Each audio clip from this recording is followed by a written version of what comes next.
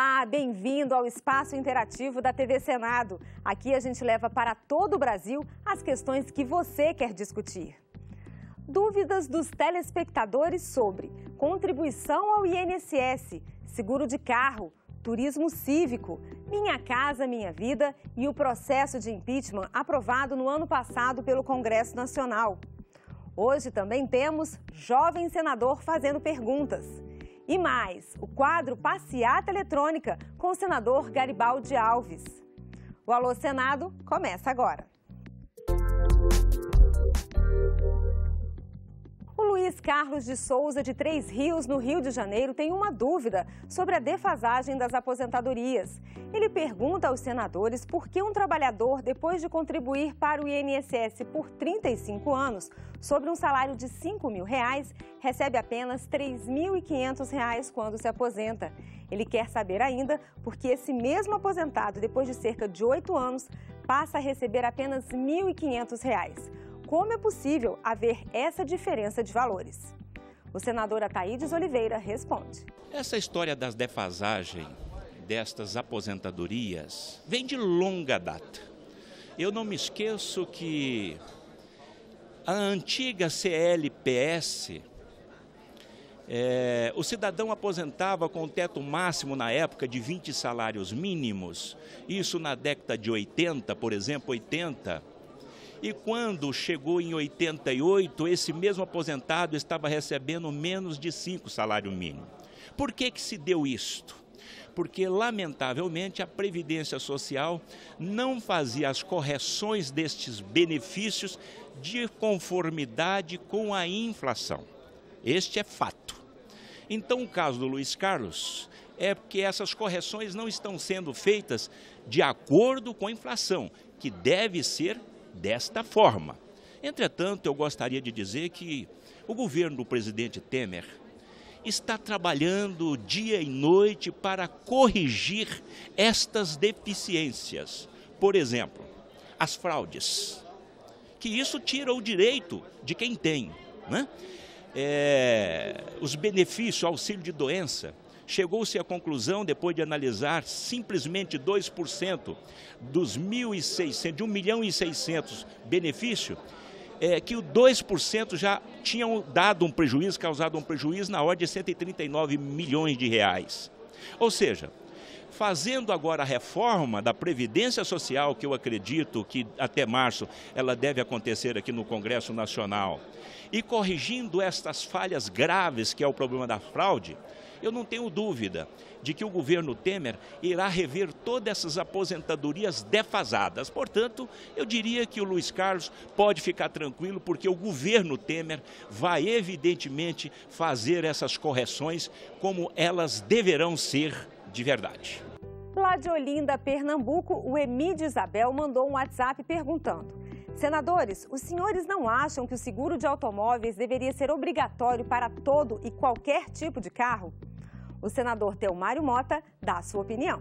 Então, Emídio, o seguro realmente eu entendo que tem que ser. Não pode, talvez não seja para tratores, coisa dessa ordem. Mas é importante que haja o seguro, que é um seguro obrigatório no sentido de cobrir as pequenas despesas. Então, eu acho que é fundamental que haja o seguro para todos os tipos de veículos.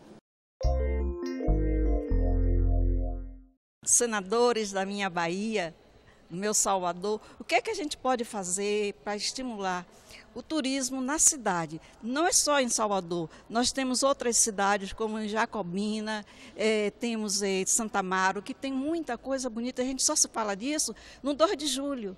Então, por quê que durante todo o período do ano a gente não pode ter um turismo cívico? Esquecer um pouco desse axé, do acarajé e outras coisas mais. Olha, Neide, eu acho muito positiva a sua observação e a sua preocupação. Embora a Bahia tenha também muitas iniciativas nessa direção.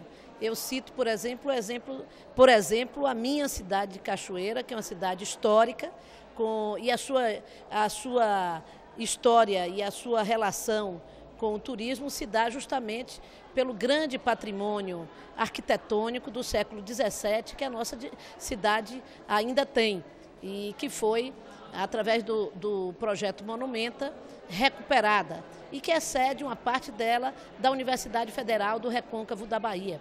Lá nós também temos a Festa da Independência, porque lá se iniciou a grande batalha que leva ao seu final vitorioso em 2 de julho, que é o 25 de junho. E isso une toda a participação do recôncavo baiano na luta pela independência do Brasil na Bahia. Nós temos também o Pelourinho como um grande referência do turismo em Salvador.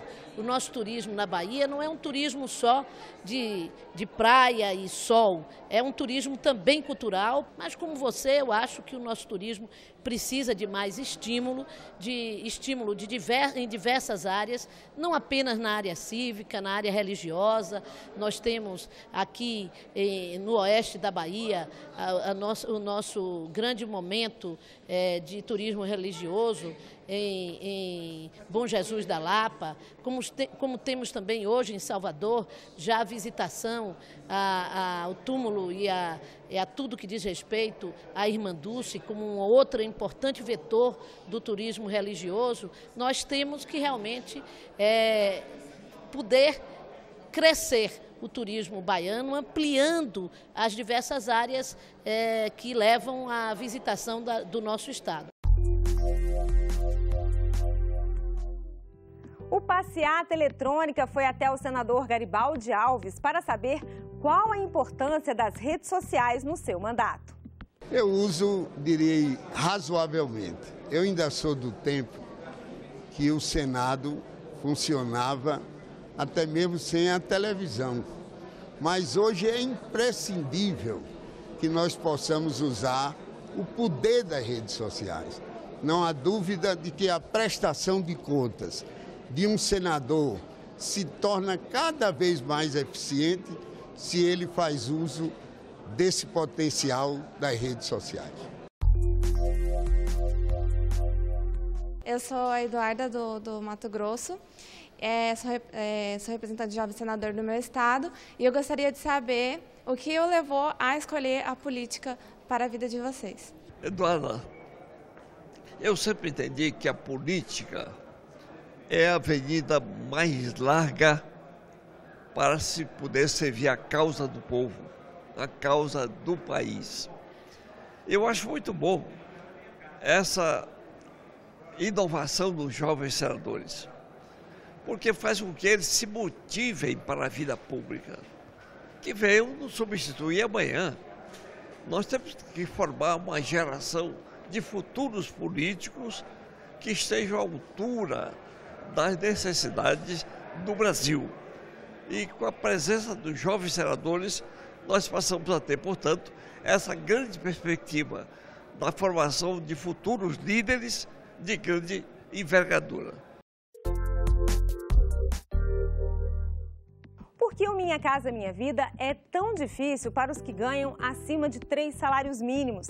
Quem pergunta é a Verônica Rodrigues, da capital cearense, Fortaleza. E quem responde é a senadora Regina Souza. Olha, não é que seja difícil, Verônica, é que o Minha Casa Minha Vida é um programa social. Então, como programa social é subsidiado, quer dizer, a pessoa paga uma parcela muito pequena e o governo, com os impostos que a população paga, subsidia o resto. Agora, tem faixas, então a primeira prioridade é aquele até um salário mínimo. Depois tem de 1 salário mínimo até 2, então são faixas, mas também quem ganha acima de 3 é contemplado, o subsídio é menor.